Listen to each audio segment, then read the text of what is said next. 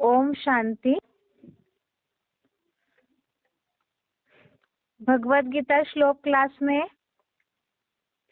2 दिन हमने अलग अलग प्रकार की समस्याओं का समाधान देखा श्लोक के आधार से।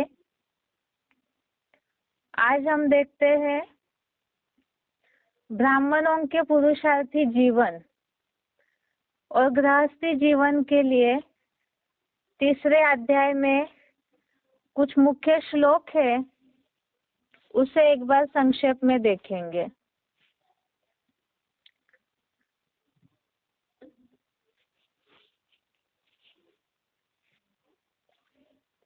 वैसे तो तीसरे अध्याय जो कर्मयोग के नाम से है, इसमें ज्यादातर बातें गृहस्थियों को पुरुषार्थी जीवन में किस तरह से बैलेंस होकर के चलना चाहिए उसी के बारे में है। और इस बैलेंस के समय गृहस्थ व्यवहार, लौकिक परिवार वालों के साथ कैसे रिश्ता होना चाहिए, ब्राह्मण परिवार के साथ कैसा संबंध संपर्क होना चाहिए,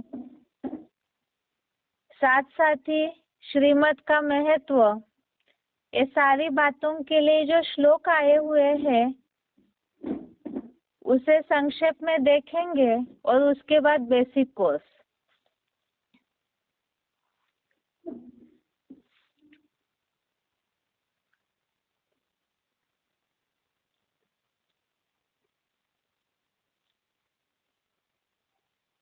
सबसे पहले है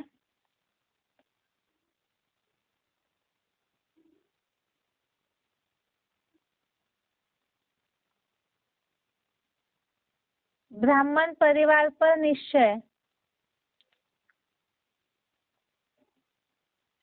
इसमें जैसे बात आई है तीसरे अध्याय का 29वां श्लोक, 29 नंबर श्लोक, इसमें जो बात आई है श्लोक में कि सभी अपने गुण कर्मों में आसक्त होकर के आचरण करते हैं, तो ऐसे मंद बुद्धि लोगों को विचलित न करें। इसमें हमने श्लोक समझते समय 20वां श्लोक भी देखा था, जिसमें ये बात आई है लोक संग्रह को भली भांति देखते हुए भी यज्ञ कर्म करने के लिए ही योग्य है।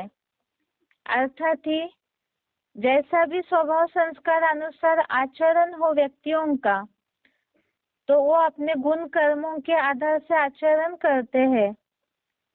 ऐसे समझकर निश्चय बुद्धि होकर यज्ञ कर्म करते ही रहना है। दूसरी बात है बाप पर निश्चय, अर्थात ही ज्ञान पर निश्चय। परमात्मा बाप की पहचान तो ज्ञान के आधार से ही होती है। ज्ञान ही शिव बाबा की पहचान का रास्ता है और इसी में ही ज्यादातर कलयुगी तामसी शूटिंग में बहुत लोग उलझन में आते हैं। तीसरे अध्याय का 2 श्लोक, 2 नंबर श्लोक, इसमें हमने देखा है व्यामिश्रेणे व वाक्य न, अर्थात ज्ञान मिलने का जो सोर्स है ब्राह्मणों के लिए मुरलियों में जो बातें आती है अलग अलग मुरलियों में, तो उसे देख करके कई बार जैसे भगवत गीता में अर्जुन ने ये बात बोली भगवान को कि अलग अलग प्रकार के वाक्यों से मेरी बुद्धि भ्रमित सी हो रही है, इसलिए एक बात कही है जिससे कि मैं निश्चय करके कल्याण को प्राप्त हो जाऊं। इसी तरह ब्राह्मण ही तो पुरुषार्थी जीवन में नंबर 1 अर्जुन है, जो ज्ञान को अर्जन कर रहे, और ज्ञान अर्जन करते समय धर्म युद्ध कर्म युद्ध की भूमि में मुरलियों की बातों को लेकर के कई बार कंफ्यूज हो जाते हैं और ऐसे भी स्थिति तक पहुंचते हैं गहराई से न समझने के कारण कि अनिश्चय बुद्धि हो जाते हैं। इसीलिए ही अलग अलग मुरलियों में अलग अलग प्रसंग के अनुसार बातें आती है, तो उसे गहराई से सुनेंगे, समझेंगे, तभी निश्चय बुद्धि होकर के कल्याण हो सकता है। इसीलिए ही ये तीसरे अध्याय का दूसरा श्लोक है, ज्ञान पर बाप पर निश्चय। श्लोक समझते समय हमने बहुत से पॉइंट समझे थे। इसमें असुर जो है मुंह पकड़ते हैं, देवताएं जो है वो जैसे बोलते हैं शिव बाबा वैसे निश्चय पूर्वक सुन के चलते हैं, क्योंकि बाबा की मुरलियों में तो हर प्रकार का क्लैरिफिकेशन दिया हुआ है। हर मुरलियों में अल्टरनेट क्लैरिफिकेशन तो मिल ही जाता है, बस उसे एकाग्रता से सुनेंगे तो अनिश्चय की बात ही नहीं आएगी। इसीलिए ही सबसे पहले ज्ञान पर निश्चय। दूसरा है ड्रामा पर निश्चय। इसके लिए तीसरे अध्याय का 27-28 नंबर श्लोक, 27-28 नंबर श्लोक, इसमें जो बात आई है कि सब प्रकार के कार्य सब प्रकार से प्रकृति के गुणों के द्वारा ही किए जा रहे हैं, और एक गुण गुणों में आवर्तन करते हैं, अर्थात सत रज तम इन गुणों से ही सब कुछ प्रसारित होता है और ये आपस में इनका सर्कल घूमता है। इसीलिए ही जो कुछ भी ड्रामा में नून है वही रिपीट होता है, ऐसे समझ करके साक्षी होकर के ड्रामा के हर पार्ट को देखना है। और दूसरी बात है, मुरलियों में तो शिव बाबा इसके लिए बोलते हैं कि ड्रामा कल्याणकारी है। इसी हिसाब से 27 और 28 नंबर श्लोक में ड्रामा पर निश्चय के लिए बताया है। और दूसरी बात, जो भी कर्म दिखते हैं, चाहे अपना पार्ट हो चाहे औरों का पार्ट हो, उसमें राग या द्वेष में न आकर साक्षी होकर के देखना, अर्थात ही आसक्त न होना, इसे ही ड्रामा पर निश्चय कहा है। अगला है श्रीमत का महत्व और श्रीमत के बरखिलाफ चलने से नुकसान। मुरलियों के आधार से हम इन बातों को समझते हैं कि हर मुरली में श्रीमत का महत्व बताया ही जाता है। और भगवत गीता में भी जो नर अर्जुन को श्रीमत दिया हुआ है, तो श्रीमत पर न चलने वालों का क्या नुकसान होगा और चलने वालों का क्या फायदा होता है, उसके बारे में बताया है। तीसरे अध्याय का 31वां श्लोक, 31 नंबर श्लोक, इसमें यह बात आई है, श्रद्धावान मनुष्य ईर्ष्या रहित हुए मेरी श्रीमत का सदा पालन करते हैं, वे भी सांसारिक कर्म बंधन से छूट जाते हैं। अर्जुन, भगवत गीता में भगवान ने अर्जुन को ज्ञानी इसलिए दिया है ताकि घर गृहस्थ में रहते हुए भी कर्मों का बंधन आ जाता है, जिससे कि दुख होता है। और इस कर्म बंधन से छूटने के लिए ही श्रीमत रूपी रास्ता बताया है। और इसमें मुख्य बात है, श्रीमत का पालन करना है, लेकिन यथार्थ रीति पालन वही कर सकते हैं जो श्रद्धावान और ईर्ष्या रहित हुए मेरी, अर्थात भगवान की जिस साकार मूर्ति के द्वारा, साकार पाठ के द्वारा जो श्रीमत मिलते हैं, उस साकार पाठधारी के प्रति श्रद्धा भावना और ईर्ष्या रहित अर्थात ही निश्चय पूर्वक निश्चय बुद्धि होंगे। ऊपर हमने पहले श्लोक देखा, 3 अध्याय का 2 श्लोक। इसमें मुरलियों की बातों में, मुरलियों में जो भी ज्ञान की क्लैरिफिकेशन आता है उसके प्रति मन में कोई उलझन न हो, साकार पाठ के प्रति कोई भी संशयात्मक बुद्धि न हो। ऐसी स्थिति पुरुषार्थी जीवन में है तो श्रीमत का एक्यूरेट पालन कर सकते हैं, और जब पालन करेंगे तो सांसारिक कर्म बंधन से छूट जाते हैं। पुरुषार्थी जीवन का लक्ष्य ही है जीवन मुक्ति रूप सिद्धि की प्राप्ति, और ये अवस्था की अनुभूति तभी हो सकती है जब श्रीमत का यथार्थ रीति पालन करेंगे। और जो नहीं करते हैं उनके लिए भी परिणाम बता दिया कि ऐसे जो ईर्ष्या करने वाले मेरी श्रीमत का पालन नहीं करते, उनको ज्ञान से विशेष मूर्ख और नष्ट हुआ जान।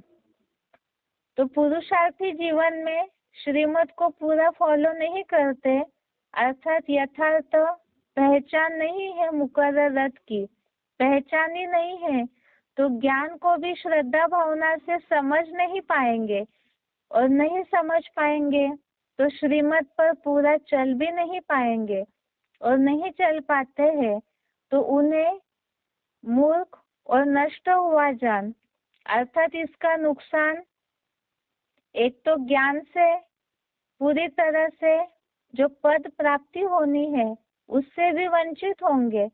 दूसरा, पुरुषार्थी जीवन में जो संगम युग मौजों का युग है, या जिस तरह से जीवन मुक्त अवस्था का अनुभव होना चाहिए वो अनुभव भी नहीं होगा। इसीलिए ही श्रीमत के बरखिलाफ चलने से नुकसान 3 अध्याय का 32वां श्लोक, इसमें खास बताया कि श्रीमत का पालन न करने वालों को ज्ञान से मूर्ख और नष्ट हुआ जान।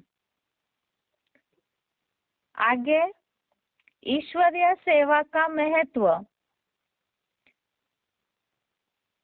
भगवान ने अर्जुन को 3 अध्याय में शुरुआत के जो श्लोक है उसमें ये बात बताई है कि कर्म किए बिना, अनिवार्य कर्म किए बिना तो कोई भी नहीं रह सकता है।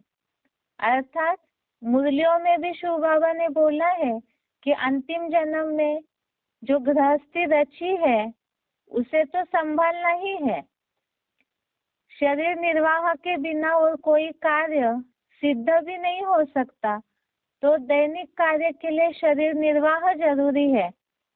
लेकिन इसमें भी एक तो है आसुरी सेवा, लौकिक धंधाधोरी, नरक लोक में जो भी कर्म करते हैं वो कहीं ना कहीं 3 अध्याय के 9वें श्लोक में, 8वें श्लोक में, श्लोक नंबर 8 में ये बात बताई, शरीर निर्वाह के लिए कुछ न कुछ तो करना ही है, नहीं तो दैनिक कार्य जो है वो सिद्ध नहीं होगा। और 9वें श्लोक में ये बात बताई, यज्ञ कर्म के अलावा और कोई भी कर्म नरक लोक का दूसरे कर्म नरक लोक के बंधन में डालने वाले हैं।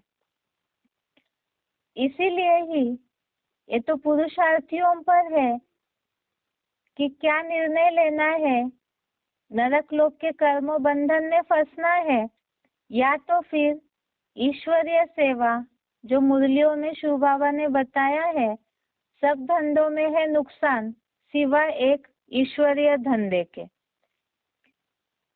इसमें भी बताया शिव बाबा ने, जो भगवत गीता में ये बात आई है, अगर पूरी तरह आसुरी सेवा छोड़ भी नहीं पाते हैं, यज्ञ कर्म में पूरी तरह नहीं लग पाते हैं, तो भी जो कर्म लौकिक धंधाधोरी का अगर करते भी है, लेकिन यज्ञ सेवा का महत्व बुद्धि में रखते हुए 3 अध्याय का 13वां श्लोक, श्लोक नंबर 13 में ये बात आई है यज्ञ सेवा का महत्व बताते हुए, यज्ञ सेवा से बचे हुए को खाने वाले संत पुरुष सब पापों से मुक्त हो जाते हैं।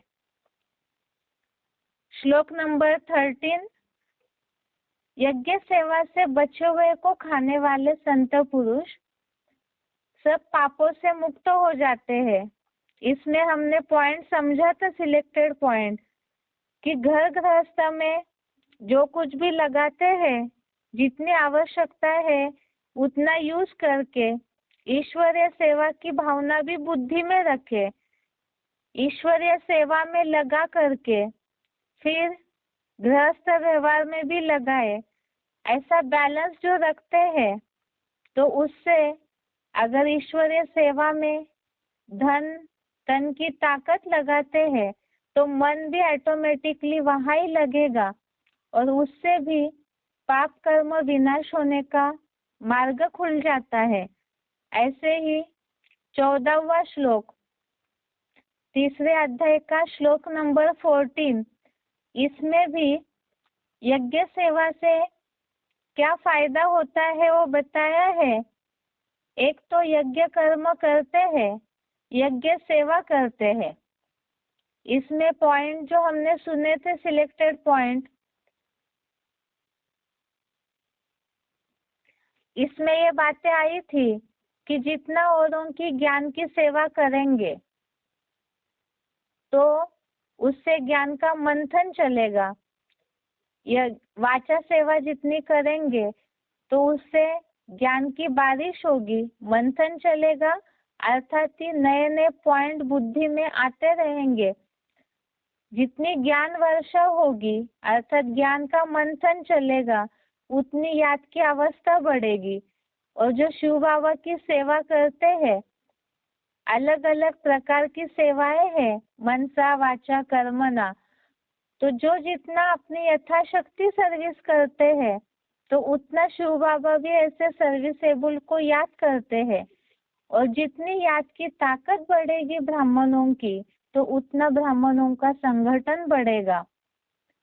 और तीसरे अध्याय के 10वें श्लोक में ये बात आई थी कि ऐसे जो सत्व प्रधान सृष्टि की वृद्धि करने के लिए ब्राह्मण निमित्त बनते हैं, मददगार बनते हैं, तो यज्ञ सेवा ही, यज्ञ का जो कर्म है, यही इष्ट कामना की पूर्ति करने वाली कामधेनु हो जाएगी।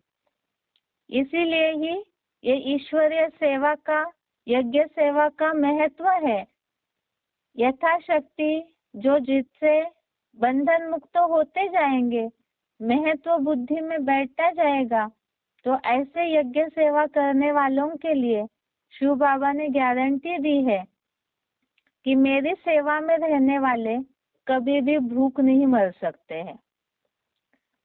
आगे आत्मिक स्थिति का महत्व, पुरुषार्थी जीवन में ये सबसे मुख्य और फाउंडेशन का पुरुषार्थ है, क्योंकि जितना आत्मिक स्थिति की प्रैक्टिस होगी, इसका महत्व बुद्धि में होगा, तो उतना ही पुरुषार्थी जीवन सहज होगा।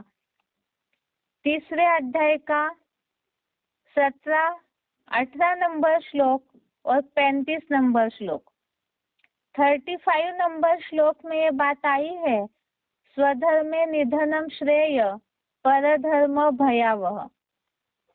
ये श्लोक तो हम 2 दिन से बार बार देख रहे हैं, बहुत से संदर्भ में ये श्लोक उपयोग में आता है। पुरुषार्थी जीवन में तो यहाँ खास जितनी आत्मिक स्थिति की प्रैक्टिस होगी, उतने ही जो अलग अलग नौकुरियों के ब्राह्मण हैं उनसे प्रभाव से बचेंगे। दूसरा, जितना आत्मिक स्थिति की प्रैक्टिस होगी उतना देह का जो धर्म है, खतरनाक है, भयावह है, उससे भी अलग हो जाएंगे।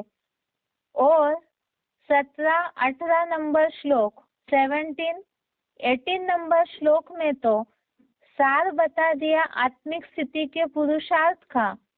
आत्मा में ही प्रीति वाला, आत्मतृप्त, आत्मा में संतुष्ट है उसका कोई कार्य नहीं रहता।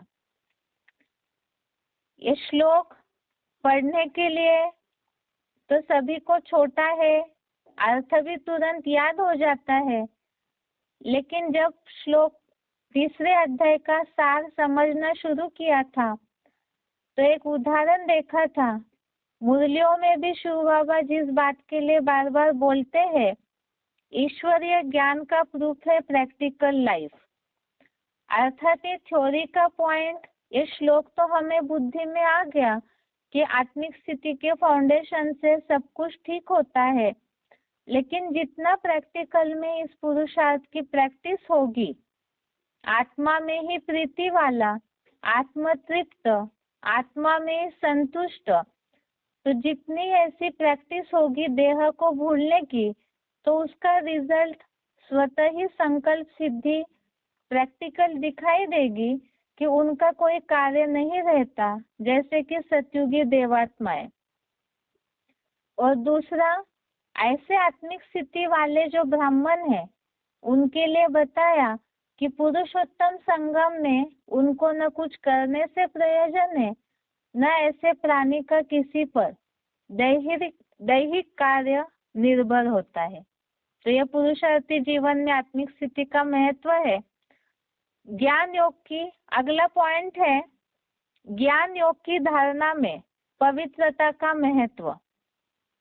तीसरे अध्याय का 38 से लेकर 43 नंबर श्लोक, 38 नंबर से 43 नंबर श्लोक तक, ये सारे श्लोक ही जो अर्जुन ने भगवान से पूछा कि कौन है जिसकी प्रेरणा से पुरुष पाप करता है, तो काम विकार और कामनाएं वैरायटी प्रकार की, मुख्य रूप से तो इन श्लोकों में जो विकारी भावनाएं हैं, जो महापाप, महापापी, महाभोगी है, काम के कारण क्रोध आता है, जो ज्ञान को ढक देता है, विमूढ़ बना देता है।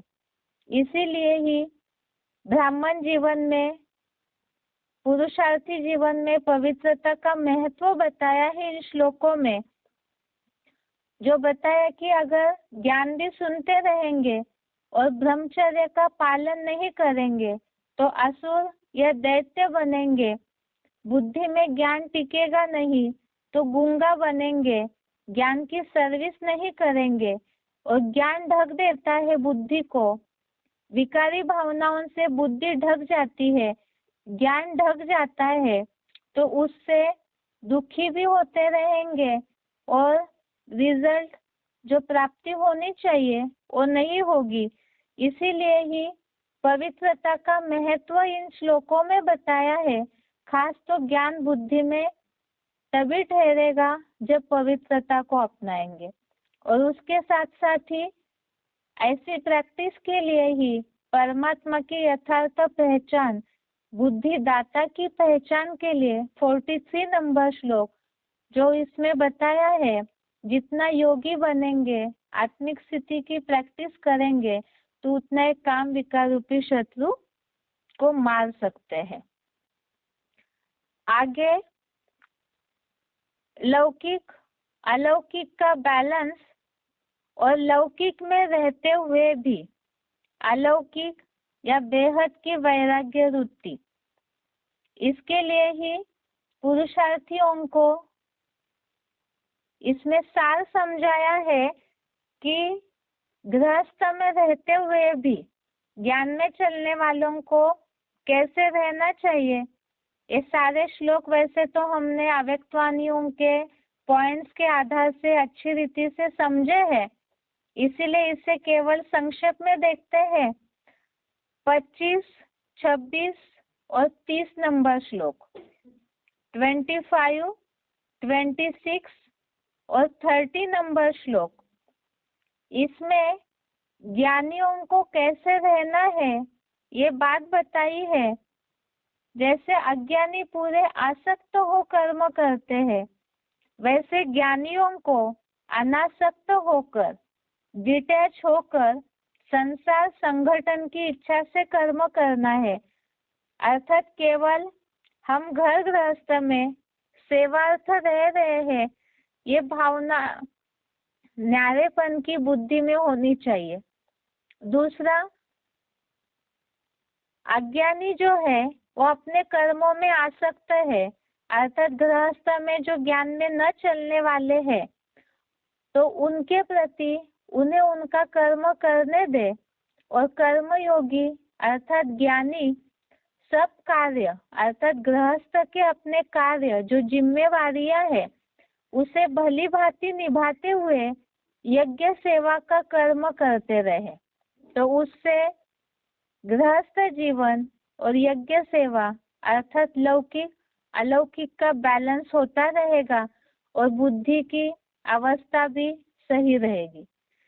और साथ में ही लौकिक में रहते हुए कई बार अवस्था ऊपर नीचे इसलिए होती है क्योंकि कहीं ना कहीं उनके प्रति मोह जागृत रहता है, तो उससे ही अवस्था विचलित होती है।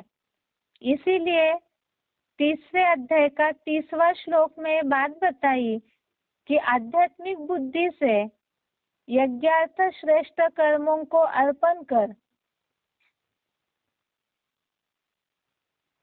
और आशाहीन ममताहीन होकर निस्ताप होकर युद्ध कर। तो इसमें बात बताई कि ट्रस्टी समझना है अपने को गृहस्थ में रहते हुए और किसी से भी शिव बाबा के अलावा किसी से भी कोई अपेक्षा नहीं रखनी है। ममताहीन अर्थात निर्मोही और निस्ताप होकर के जो पार्ट मिला हुआ है ड्रामा में अंतिम पुरुषार्थी जीवन में उसे करते रहना है। तो ये लौकिक अलौकिक का बैलेंस के लिए 25, 26, 30 नंबर श्लोक। इसके साथ साथ ही आज तीसरे अध्याय का सार पूरा होता है। अगले हफ्ते से चौथा अध्याय देखेंगे। बाकी आज के क्लास में इसके बाद बेसिक कोर्स।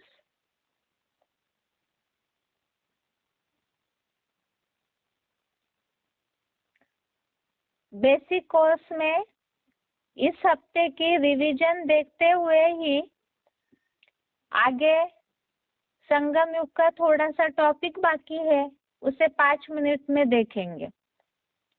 अभी पहले इस हफ्ते की रिवीजन। वैसे तो बेसिक कोर्स सभी जानते ही है।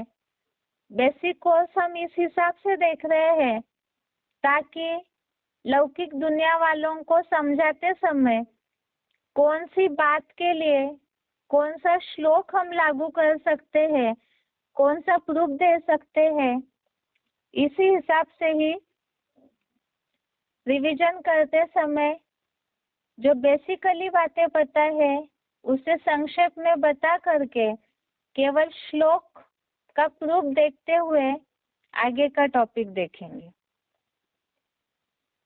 इस हफ्ते हमने देखा था, पिछले हफ्ते चारों युगों के बारे में समझा।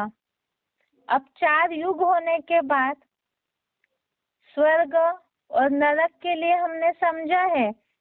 स्वर्ग में देवताएं आत्मिक स्थिति है इसलिए देवताएं हैं, और देहभान में द्वापर कलयुग में देहभान आया रजोगुण से, तो वहाँ असुर बन गए।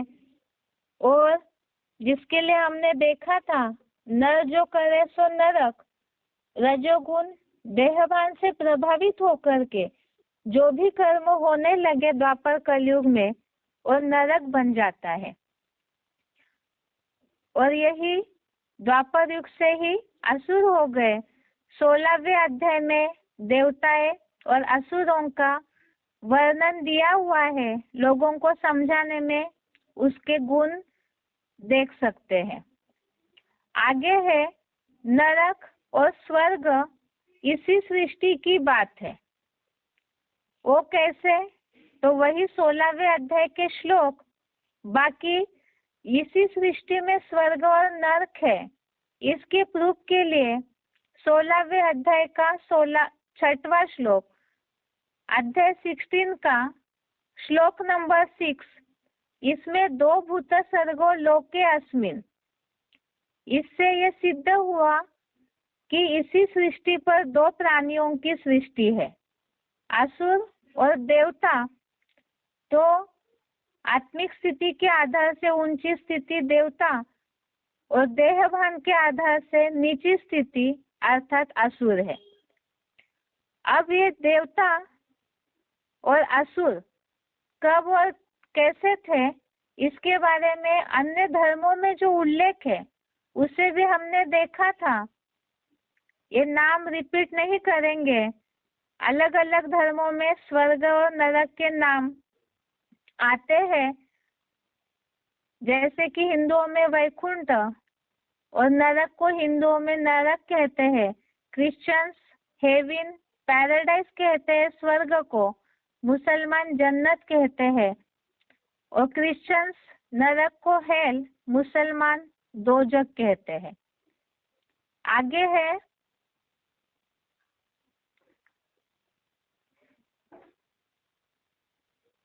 अभी प्रश्न है, इस सृष्टि पर ही नरक और स्वर्ग है। ये तो 2 भूत सर्गो लोके अस्मिन, इससे सिद्ध हो गया। 16वें अध्याय में जो गुण अवगुण है उससे ये बात क्लियर हो जाएगी कि इसी सृष्टि पर ये दोनों है। प्रश्न है कि स्वर्ग से नरक कैसे बना, क्या कारण हुआ और इसका प्रूफ क्या है। भगवत गीता का 16वें अध्याय का 21वां श्लोक, श्लोक नंबर 21, इसमें स्पष्ट उल्लेख आया है भगवत गीता में, त्रिविधम नरकस्य इदम द्वारम, कामः क्रोधः तथा लोभः। ये तीनों विकार ये नरक के द्वार है। स्वर्गीय सृष्टि में आत्मिक स्थिति थी और उससे जैसे विकार शुरू हुए तो नरक के गेट खुल गए। इसके बाद ही दूसरा प्रूफ है, इसी सृष्टि में स्वर्ग से नरक आता है। इसका दूसरा प्रूफ 9वें अध्याय का 21वां श्लोक, श्लोक नंबर 21, अध्याय 9, इसमें ये बात का स्पष्ट उल्लेख है। देवताएं स्वर्ग लोक को भोग करके उनके पुण्य क्षीण होने पर मृत्यु लोक अर्थात नरक में प्रवेश करते हैं। हमने प्रूफ के लिए अभी तक 3 श्लोक देखे। इससे सिद्ध हुआ इसी सृष्टि में स्वर्ग, इसी सृष्टि में नरक भी होता है। एक तो काम क्रोध लोभ नरक के द्वार है, दूसरा देवताओं के पुण्य क्षीण होने पर वही मृत्यु लोक में प्रवेश करते हैं और नरक अर्थात ही मृत्यु लोक है। तो इससे सिद्ध हुआ स्वर्ग और नरक इसी सृष्टि की, इसी पृथ्वी की बातें हैं। आगे है इस टॉपिक में,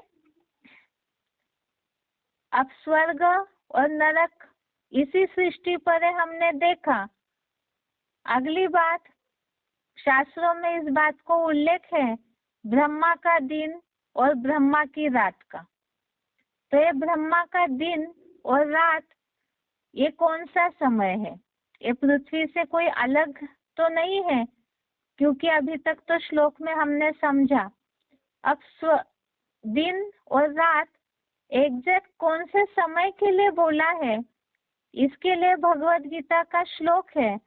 पहले तो दिन और रात का उल्लेख के लिए 8वें अध्याय का 17वां श्लोक, अध्याय 8 श्लोक नंबर 17, इसमें बात आई सहस्र युग पर्यंतम अहर्यत ब्रह्मणो।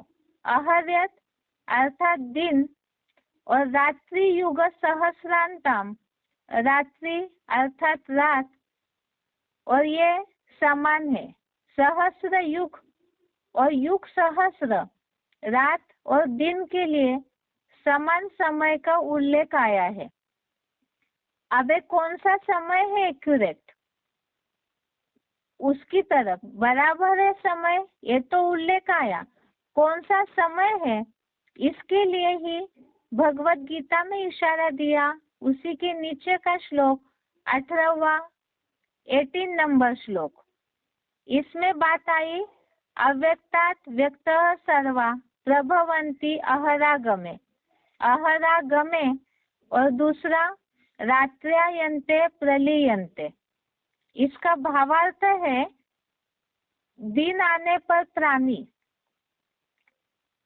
अव्यक्त धाम से सृष्टि पर आते हैं और रात्रि के अंत में परम धाम, उसी धाम में प्राणी लीन हो जाते हैं। हम ब्रह्मा का दिन और रात के लिए स्पष्टता देख रहे हैं। इसमें पहले श्लोक में आया दिन रात समान है। दूसरी बात, दिन की शुरुआत अर्थात सतयुग रूपी सवेरा और रात्रि का अंत अर्थात कलयुग का अंत। अब इसके बाद रोशनी अर्थात दिन और रात अर्थात ही अज्ञान अंधेरी रात। आत्मिक स्थिति है तो ज्ञान की रोशनी है अर्थात तो स्वर्ग का समय। देहभान है, अज्ञान अंधकार है तो रात्रि का समय हो गया। तो इसी के लिए बताया सतयुग और त्रेतायुग स्वर्ग है ब्रह्मा का दिन और द्वापर युग और कलयुग ये ब्रह्मा की रात है। तो इस द्वापर युग कलयुग में ही मनुष्य जो है और ठोकरे खाते हैं, अंधेरे में धक्के खाते हैं, मार्ग को भटकते रहते हैं। आगे है ब्रह्मा का दिन और रात के बाद आगे का है कलयुग तक तो पहुंच गए। ये भी समझ में आया कि कलयुगी अंधेरी रात में आत्मा की रोशनी पूरी कम हो जाती है, ठोकरे खाता है मनुष्य, कलाहीन दुखी बन गए हैं। तो इसके बाद क्या होगा? ये तो सभी को प्रश्न रहता ही है कि कलयुग के बाद क्या होगा, विनाश होगा, आत्माएं लीन होंगे या क्या होगा? उसे अगले टॉपिक में देख रहे हैं। पहली बात तो है सृष्टि के लिए, सृष्टि का विनाश होता है या नहीं, इसके लिए भगवत गीता में उल्लेख आया है सृष्टि अनादि है।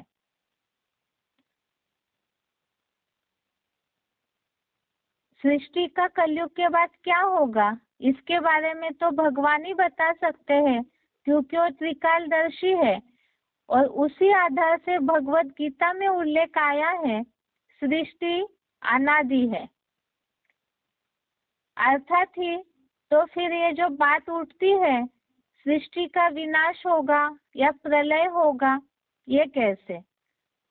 सृष्टि अनादि है, इसके लिए भगवत गीता में उल्लेख आया है प्रकृतिम पुरुषम चैव विद्यनादि उभो अपि। अर्थात पहले भी हमने समझा यह सृष्टि प्रकृति और पुरुष का खेल है।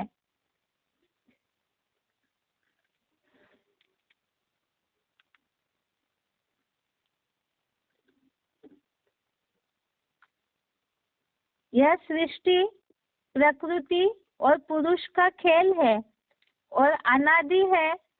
अर्थात ही अनादि का मतलब जो कभी रची नहीं जाती है। परिवर्तन होना अलग बात है बाकी, और दूसरी बात पूरी तरह से विनाश या प्रलय नहीं होता है अर्थात बिल्कुल अस्तित्व नष्ट हो जाए, ऐसे नहीं होता है। कलयुग के बाद क्या होगा इसकी तो सभी को ही क्यूरियोसिटी रहती है। इसका उल्लेख ही भगवत गीता में प्रूफ के साथ बताया कि सृष्टि अनादि है। दूसरी बात, अब अनादि है तो समझ में आया, तो ये सृष्टि अनादि है तो इसका आगे क्या होगा? कलयुग के बाद परिवर्तन होता है, इसका प्रूफ ये चक्र या नाटक, इसका पुनः आवर्तन होता है। अर्थात जैसे दिन के बाद रात, मौसम चक्र चलाते ही रहते हैं, ऐसे ये सृष्टि अर्थात काल चक्र, ये समय का चक्र, ये अपने में ही आवर्तन करता है। जैसे बोलते हैं हिस्ट्री रिपीट्स इटसेल्फ, इसी तरह से ये चक्र आवर्तन करता है। सृष्टि चक्र हूबहू रिपीट होता है। इसका प्रूफ 8वें अध्याय का 19वां श्लोक, अध्याय 8 श्लोक नंबर 19, इसमें बात आई है भूतग्रामः स एवायम्। इसमें भूत्वा भूत्वा प्रलीयते, ये प्रलीयते शब्द का अर्थ शास्त्रकारों ने अलग से लिया है। इसे तो हम आगे जो कोर्स होगा उसमें समझेंगे ही। बाकी पूरी तरह से लीन होना, नष्ट होके अस्तित्व खत्म होना ऐसे नहीं होता है। यहाँ जो भूतवा भूतवा शब्द है अर्थात प्राणी समुदाय बार बार जन्म लेकर रात्रि अंत में पूरा लीन हो जाता है और दिन आने पर प्रकट होता है। जैसे सतयुग त्रेता स्वर्ग दिन और कलयुग द्वापर युग कलयुग रात, तो ये सृष्टि का नियम है, दिन के बाद रात और रात के बाद दिन होना। तो कलयुग रूपी अंधेरे के बाद दिन होना जरूरी है। आगे है अर्थात ही रात के बाद दिन आना है तो नरक बदल करके स्वर्ग होना ये निश्चित है। अर्थात ये रो नरक से स्वर्ग बनना ही है। अब वो कैसे होगा, ये सृष्टि जो है ये परिवर्तन कैसे होगी, इसका आधार है सृष्टि पर रहने वाले मनुष्य।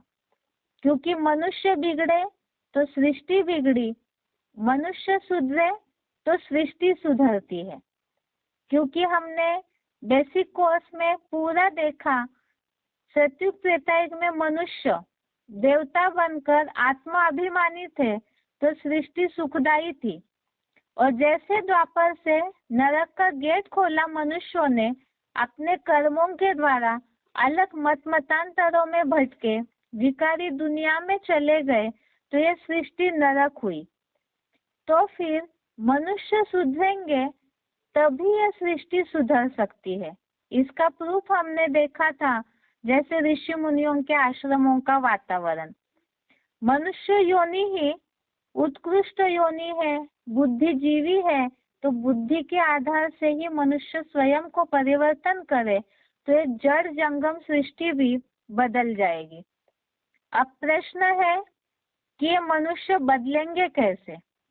गिरते समय तो स्वयं विकारों में गए, संग के रंग में आए तो गिरे, लेकिन क्या अभी मनुष्यों में इतनी क्षमता है कि खुद ही 84 जन्मों की सीढ़ी उतरने के बाद बिल्कुल स्वर्ग की सीढ़ी तक पहुंच सके, इतने अपने को शक्तिशाली बनाए। अर्थात जो कलाहीन बन चुका है मनुष्य, चंद्रमा के अमावस्या की रात की तरह पूरा अंधेरे में ठोकरे खा रहा है, तो ये फिर से स्वर्ग कैसे ला सकता है। ऐसे परिवर्तन का कार्य मनुष्य कर ही नहीं सकता है स्वयं। इससे पहले भी देखा, भगवान त्रिकालदर्शी है, वही जन्मों को भी जानते हैं सब आत्माओं के। इसीलिए भगवत गीता में इसका प्रूफ है कि भगवान ही इस सृष्टि परिवर्तन का कार्य कर सकते हैं।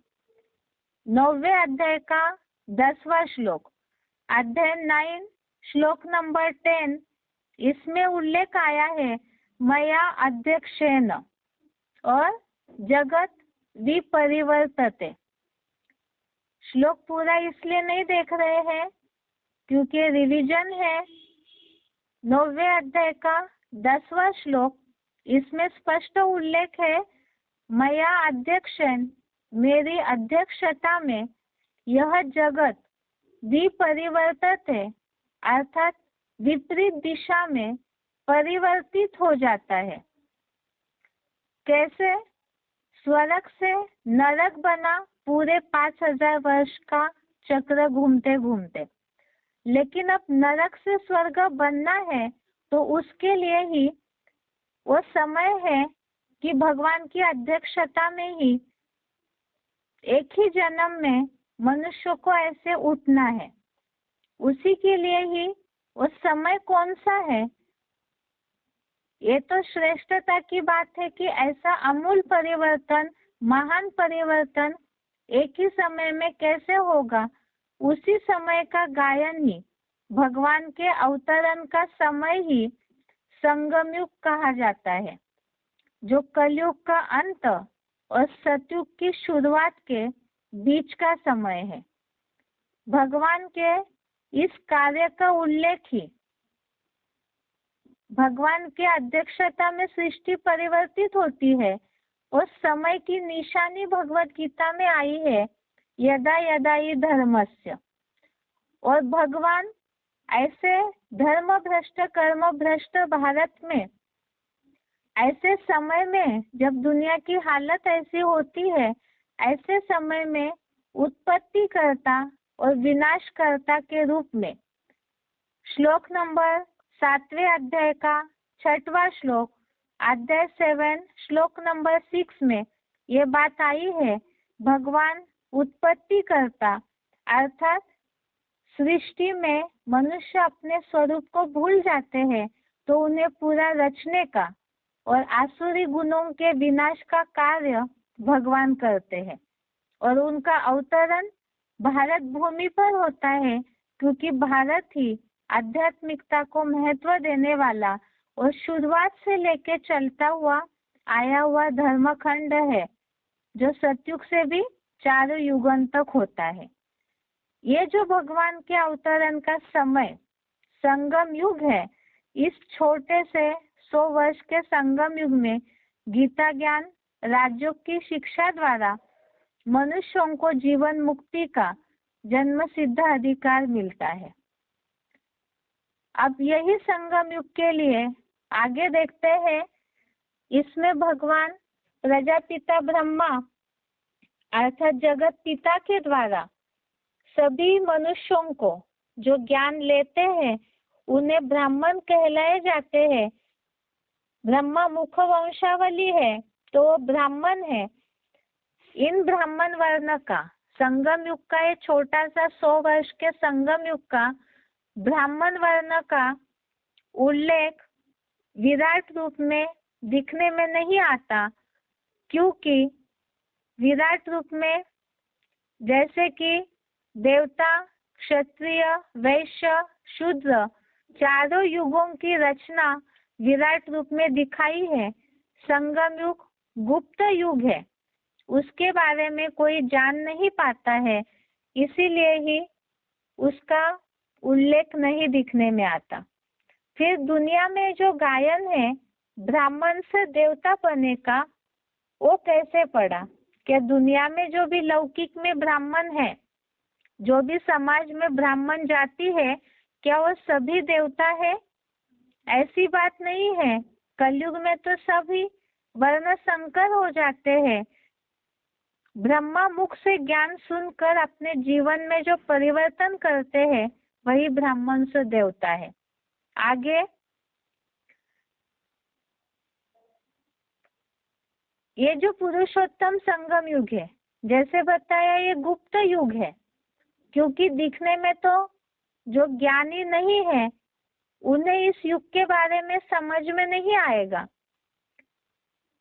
तो ये जो संगम युग है इसकी विशेषता यही है कि कलयुग से बदल करके पूरी तरह से मनुष्य इसमें देवता बनना है, ब्राह्मण से देवता बनना है। तो ये चढ़ती कला का युग ही पुरुषोत्तम संगम युग, आत्माओं को उत्तम बनाने वाला युग है।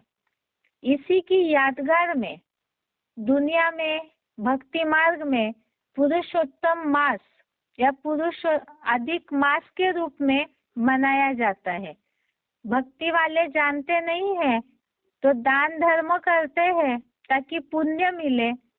वास्तव में 4 जैसे पुरुषोत्तम मास हर चौथी वर्ष में मनाया जाता है, अधिक मास भी कहते हैं।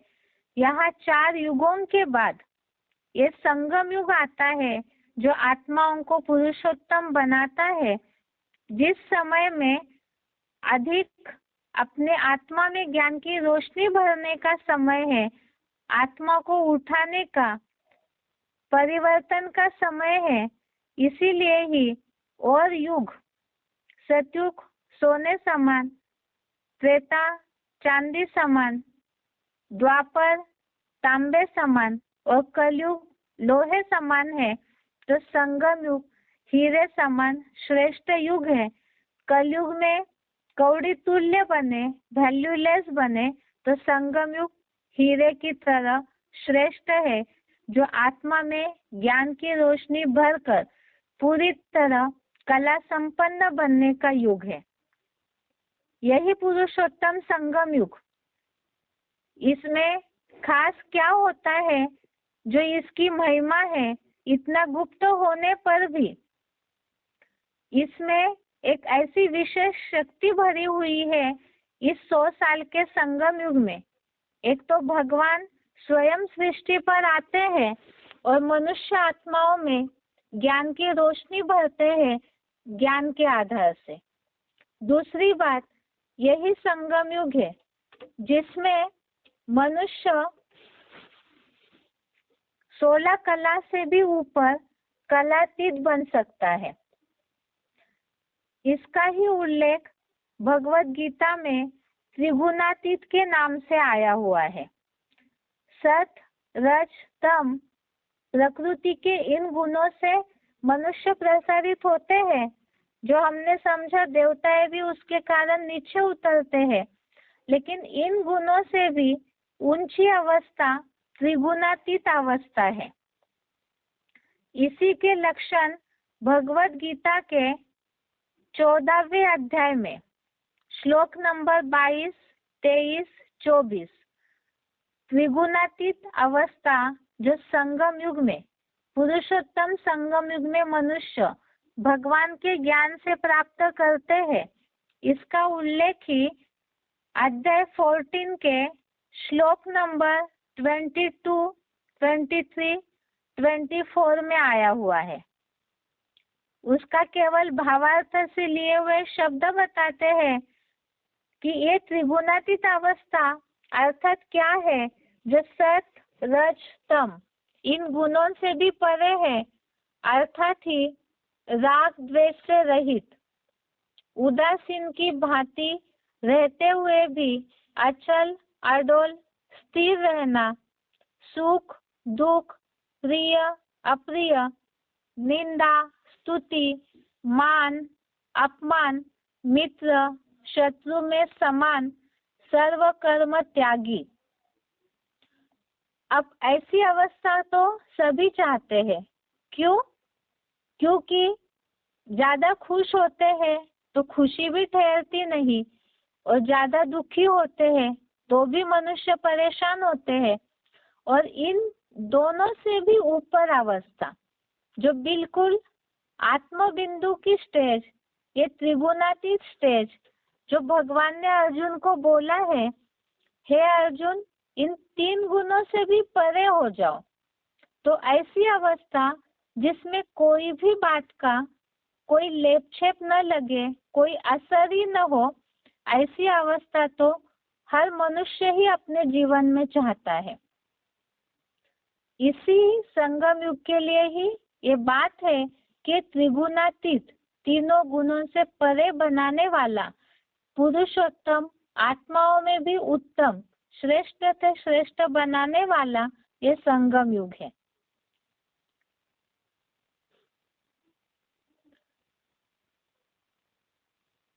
इस सृष्टि चक्र की शुरुआत में जब 84 लाख योनियों की बात आई, जिनके सारे प्रूफ कट हुए थे कि मनुष्य आत्मा 84 लाख योनियों में नहीं जाती, केवल 84 जन्म ही लेती है। तो फिर उस टॉपिक में हमने समझा था कि आखिर ये जो गायन है, बड़े भाग मानुष तन पावा, तो ये गायन कौन से समय का है? फिर मनुष्य तो द्वापर युग से चलते ही आए हैं, लेकिन वो कौन सा समय है, उसे समझने के लिए ही हमने इतना लंबा सृष्टि चक्र का टॉपिक देखा, और वही समय है जिसके लिए कहा जाता है कि मनुष्य जन्म दुर्लभ है।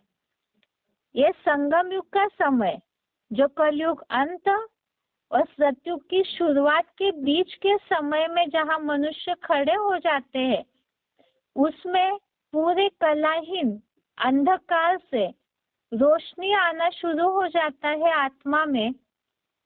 इस समय का ही गायन है कि ये संगम युग का जन्म ही, जो मनुष्य जन्म है, मनुष्य शरीर में मिला है, ये दुर्लभ जन्म है। अब सुनने वाले ये सोचेंगे कि इसका मतलब इस दुनिया में क्या सभी का ही मनुष्य जन्म, जो अभी जितने भी उपस्थित है इस सृष्टि पर, क्या सभी का ही जन्म दुर्लभ है? क्योंकि ये सभी का नंबरवार जो भी सृष्टि पर आए हैं, तो कलयुग का अंतिम जन्म तो सभी का ही है उस हिसाब से।